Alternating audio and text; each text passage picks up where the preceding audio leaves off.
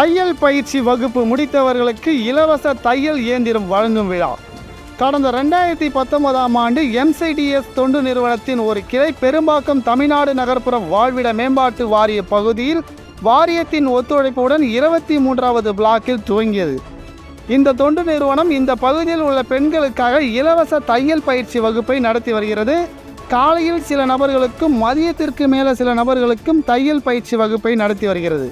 இந்த தையல் பயிற்சி 6 மாத பயிற்சி வகுப்பாகும். இதுவரைக்கும் 7 பேட்ச் முடிந்து 8வது பேட்ச் இப்போது நடைபெற்று வருகிறது. ஒவ்வொரு பேட்சிலும் குறைந்தது 15 நபர்கள் முதல் அதிகபட்சம் 25 நபர்கள் வரை தையல் பயிற்சி கற்று வந்துள்ளார்கள். கடைசியாக முடித்த 7வது பேட்சில் 17 நபர்கள் தையல் பயிற்சி கற்று உள்ளார்கள். அதில் 14 நபர்களை தேர்வு செய்து அவர்களுக்கு தையல் இயந்திரத்தை இன்று வழங்கப்பட்டது. இப்போது நடைபெற்று வரும் 8வது பேட்சில் 22 நபர்கள் தையல் பயிற்சி கற்று வருவது குறிப்பிடத்தக்கது. என் பேர் ஃபரிதா. நான் மார்னிங் பேட்சில் தான் வந்தேன்.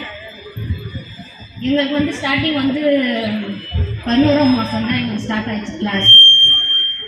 அப்போது 1 மாதம் நான் நல்லா கிளாஸ் நான் அட்டென்ட் பண்ணேன். நல்லா லீவெலாம் போட மாட்டேன். நான் திடீர்னு கன்சீவ் ஆகிட்டேன். நான் என்ன பண்ணுறதுன்னு தெரியல. எனக்கு டீச்சர்கிட்ட ஃபோன் பண்ணி சொன்னேன் நான் கன்சீவ் ஆகிட்டேன்ட்டு. அவங்க தான் எனக்கு ஊருக்கு கொடுத்தாங்களே, நீ வா பார்க்கலாம், வா உன்னால் முடியும் வா அப்படின்னு சொல்லி அவங்களுக்கு ஆர்டர் பண்ணதே அவங்க தான். Thank you teacher.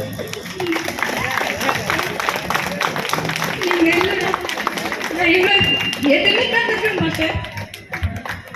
எனக்கு ஒன்றுமே ஆகலை.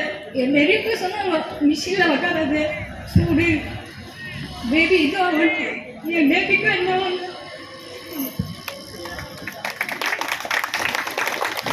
இவ்வளோ தூரம் வந்ததுக்கு என்னோட ஃப்ரெண்ட்ஸு எங்கள் டீச்சர் எல்லாம் தேங்க்யூ சார். நீங்களும் கன்சீவ் ஆனால் நீங்கள்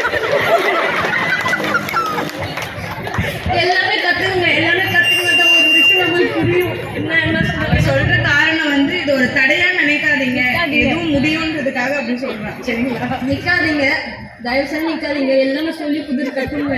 உங்களுக்கும் ஆறுதலாக இருக்கும். டீச்சர் சொல்லி நான் நின்றுருந்தா இந்த டீச்சர் தான் வா பார்த்துக்கலாம், கன்சீவானா என்ன வா பார்த்துக்கலாம். இவ்வளோ தூரம் வந்தது ரொம்ப பெரிய விஷயம். எங்களுக்கு இது புதுசு கிடையாது. இங்க நிறைய பேர் இங்க